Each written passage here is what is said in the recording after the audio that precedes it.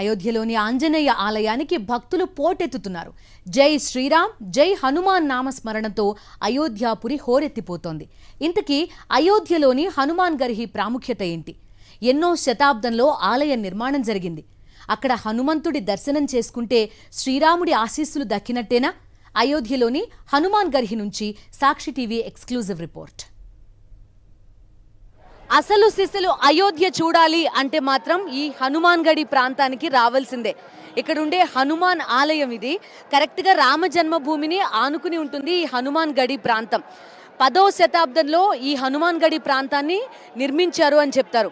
ఆ తర్వాత అప్పటి నుంచి పలు దఫాలుగా ఈ ఆలయాన్ని నిర్మిస్తూనే ఉన్నారు. అంటే పాడైన ప్రాంతం మొత్తాన్ని నిర్మించుకుంటూ వస్తున్నారు. హనుమంతుడి రూపం, అదేవిధంగా ఆ పెట్టుకునే బొట్టు ఏ రంగులో ఉంటుందో ఈ ప్రాంతం మొత్తం కూడా మనకి అదే రంగులో కనిపిస్తుంది.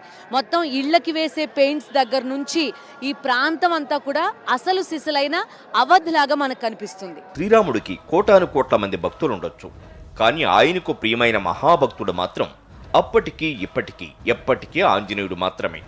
ఆ శ్రీరాముడి ప్రియ భక్తుడే మనకు భగవంతుడయ్యారు.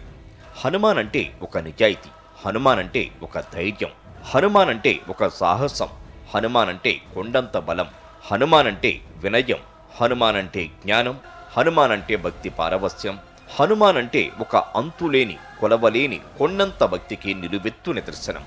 అందుకే రామాయణం పేరు చెప్పగానే సీతారాముల తర్వాత మనకు గుర్తొచ్చేది ఆ మహాభక్తుడు ఆంజనేయుడే. ఆయన గొప్ప గుణాల నుంచి నేటి తరం నేర్చుకోవలసింది ఎంతో ఉంది. తాను ఎంత గొప్ప వ్యక్తి అయినా తనను తాను శ్రీరామచంద్రుడు కల్పించుకున్న గొప్ప భక్తుడు ఆంజనేయ స్వామి. అలాంటి మహాభక్తుడు ఇప్పుడు ఆనంద పారవస్యంలో ఉన్నారు. ఎందుకంటే దశాబ్దాల కళ ఇప్పుడు నెరవేరబోతోంది. అయోధ్యలో శ్రీరాముడి భవ్య మందిరం ప్రారంభోత్సవానికి సిద్ధంగా ఉంది. అందుకే భక్తులందరితో పాటు శ్రీరాముడి మహాభక్తుడు ఆనంద పారవస్యంలో మునిగి తేలుతున్నారు.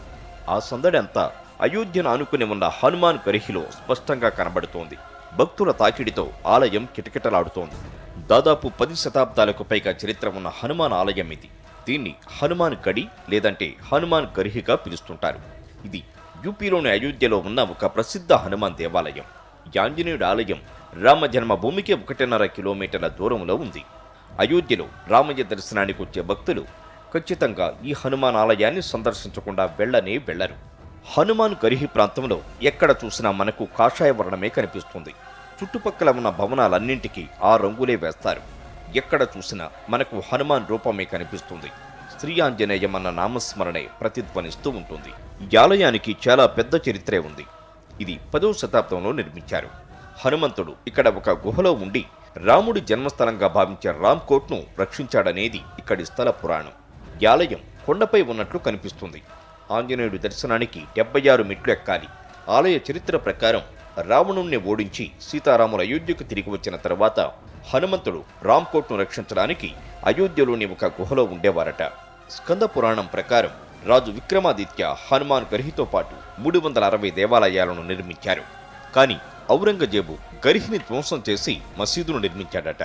ఆ తర్వాతి కాలంలో బైరాగ్ అవధ్ రాజు నవాబు షుజౌదుల్లాను ఓడించి తిరిగి ఆలయాన్ని పునర్నిర్మించాడని చెబుతారు. ఆ తర్వాత కూడా చాలాసార్లు హనుమాన్ గర్హిపై దాడులకు ప్రయత్నాలు జరిగాయి. కానీ హనుమంతుడే తన ఆలయాన్ని రక్షించుకుంటూ వచ్చాడని స్థానికుల నమ్మకం. సరయూ నది ఒడ్డున కొలువైన హనుమంతుడిని దర్శించుకునేందుకు ఏడాది పొడవునా భక్తులు తరలి వస్తూనే ఉంటారు. ఇక్కడ హనుమంతుడు ఆలయానికి ఉన్న మరో ప్రత్యేకత ఏంటంటే హనుమాన్ గర్హి అయోధ్యలో అన్ని వైపుల నుంచి కనిపించే ఎత్తైన ఆలయం. ఇక్కడ అంజనాదేవి ఒడిలో బాల హనుమంతుడు భక్త కోటికి దర్శనమిస్తారు. ఆలయంలో ఒక విజయస్తంభం కూడా కనిపిస్తుంది. దీన్ని రావణ సంహారం తర్వాత రాముడి విజయానికి ప్రతీకగా సాక్షాత్తు ఆంజనేయుడే ఇక్కడ పెట్టారని ప్రతీది. ప్రస్తుతం అయోధ్యలో రామమందిరం ప్రారంభోత్సవ సమయంలో హనుమాన్ గర్హిలోనూ సందడి వాతావరణం కనిపిస్తోంది. భక్తులు 2-3 పోటెత్తుతున్నారు. దీంతో ఆలయ చుట్టుపక్కల వ్యాపారాలు చేసుకునే వాళ్ళు కూడా ఆనందోత్సాహాలు వ్యక్తం చేస్తున్నారు. అయోధ్య రామ మందిర నిర్మాణం తర్వాత ప్రధానంగా ఇక్కడ వ్యాపారస్తులు మాత్రం బాగా లాభపడుతున్నారని చెప్పుకోవచ్చు. ఎందుకంటే భక్తుల తాకిడి పెరగడంతో వీళ్ళకి మంచి బిజినెస్ కూడా జరుగుతోంది. ఇక్కడ ఒక స్వీట్ స్టాల్ చూడండి. ఇక్కడ ప్రసాదం కొనుక్కుని డైరెక్ట్గా స్వామికి సమర్పించి ఇంటికి పట్టుకెళ్ళడం ఇక్కడ ఆనవాయితీ. कैसे चल रहा है आपका बिजनेस? माँ बली की कृपा से एकदम बढ़िया चल रहा है। ओके, पहले कैसा था, अब कैसा है? पहले और अब में जमीन आसमान का फर्क है। हाँ। अब अयोध्या हमारी अयोध्या हो गई है।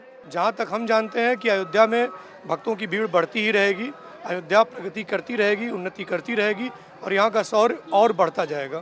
सो कैसे चल रहा है भाई आपका बिजनेस? बढ़िया चल रहा है। पहले कैसा था, अब कैसा है? पहले हल्का था, अब तो ज़्यादा हो गया है। भगवान का श्री राम के पहले हनुमान जी का दर्शन करेंगे, आज्ञा लेंगे, उसके राम जाएंगे, राम जन्मभूमि में जाएंगे दर्शन करने के लिए। उधर कनक बिहारी जी हैं, दशरथ जी का महल है। और क्या होना है अयोध्या को? अभी कम चमक रहा, अभी और चमकेगा। ఇలా రామ జన్మభూమిలో కొలువుదీరిన హనుమాన్ ఆలయానికి ఎన్నో ప్రాముఖ్యతలు ఉన్నాయి. అయోధ్యలో రామయ్య దర్శనం కోసం క్యూ కడుతున్న భక్తులు చారిత్రక ప్రాధాన్యత ఉన్న ఈ హనుమాన్ గరిహిని తప్పక దర్శించుకోండి.